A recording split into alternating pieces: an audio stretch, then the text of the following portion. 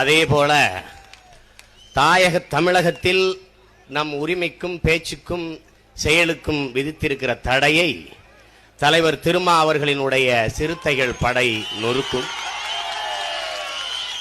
இத்தனை தலைவர்கள் இந்த தாயக தமிழகத்தில் இருக்கும் பொழுது ஒரு தமிழனுக்கு மட்டும் இந்த உணர்ச்சி கொதிக்கிறதே, அது ஏன் என்றால் திருமா என்பவன் பாதி தமிழன் அல்ல, அவன் ஆதி தமிழன்.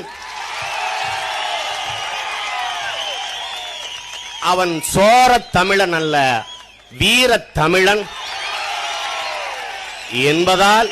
என்பதால் உலகெங்கும் வாழும் தமிழர்களுக்கு எங்கு தீமை நிகழ்கிறதோ அநீதி நிகழ்கிறதோ பொங்கு தமிழருக்கு ஒரு தீங்கு நேர்ந்தால் சங்காரம் நிஜம் என்று சங்கே முழங்கு என்று பாடிய பாவேந்தனின் பாட்டுக்கு இணங்க கொதித்து எழுகிற என் ஆருயிர் அண்ணன் திருமா அவர்கள் வாழ்க. வணக்கம்.